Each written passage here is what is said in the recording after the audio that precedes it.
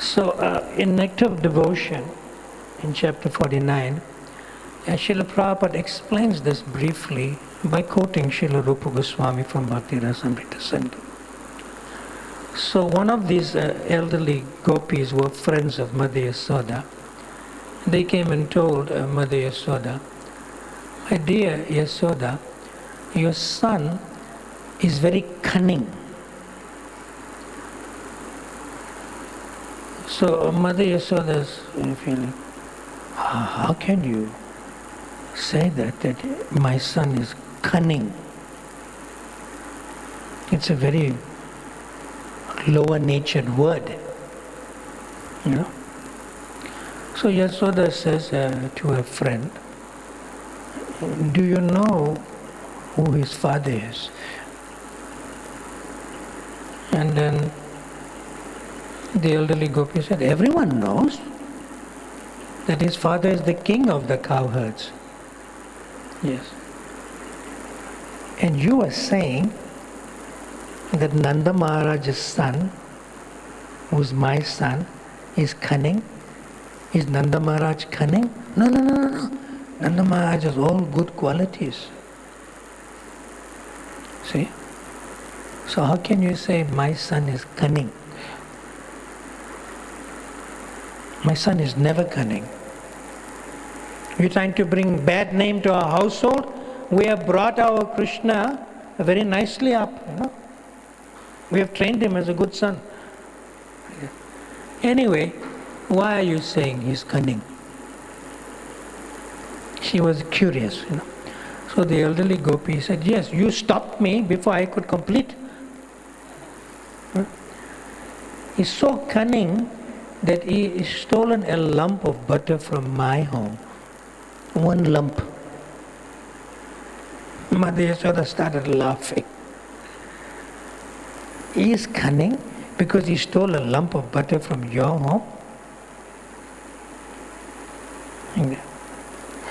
Then Mother Yasoda says, "Are you a little pagla? Are you gone mad?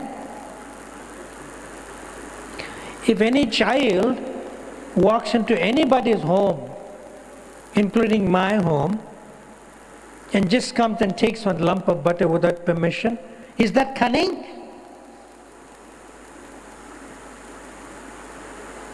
See? So Mother Yasoda was like defending Krishna. Yeah. And then she said, "Do you have anything else to say?" Mother Yasoda is telling this elderly gopi. Yeah. She says, "Yes, I have more to say, but you are just cutting me off. Of course, this is my son.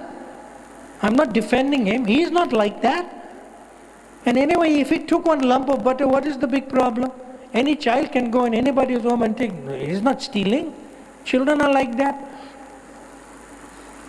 They're innocent and they're pure. So how can you use this word cunning?" See? So then Mother Yasoda asked him, "Did you catch him?" "No." "Where's the proof?" "No, I have no proof, but he did it." So what's the proof? "Well, Mother Yasoda, Yasoda, they're not calling him mother, they're friends. Yasoda, yeah, there is some proof like that. And to make me blame my own son for his mischief, like that, he took some of that butter and he smeared it on my son's face while he was sleeping."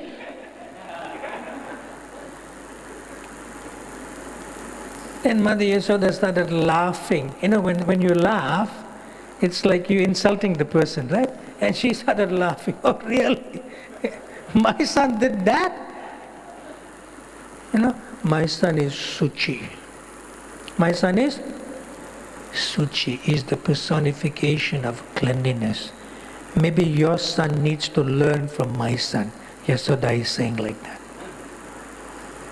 She said, "Oh, really? My son must learn from your son," the gopi is saying, the friend is saying. Yeah. So how do I know, Yasoda is saying, how do I know that your own son didn't steal from your own house and therefore you caught him, smeared, and he was pretending to be asleep? Yasoda, she defends Krishna like anything. Like this. Then upon hearing this, Yasoda started laughing and laughing, and this gopi was getting more and more angry. Not at Yasoda, but at Krishna, So, Yasoda looks at her from sideways, And Prabhupada says, Yasoda, he looks at this gopi, a friend, with a curved eyebrow, curved eyebrow. And that is a very penetrating, very striking look, Then the other gopi became, oh, she's like looking at me like this, If you look somebody like sideways, like this, it's not auspicious for the other person. See? And then Yashoda was looking and smiling. That cannot be my son. Why these people, why these my friends are making up all these stories, like all these stories here. She's thinking, she's feeling like that. They're making up all these stories. That's Yashoda. Always defending Krishna. But when it happens too often, then she's feeling something may be there, Something may be there. So in this particular purport,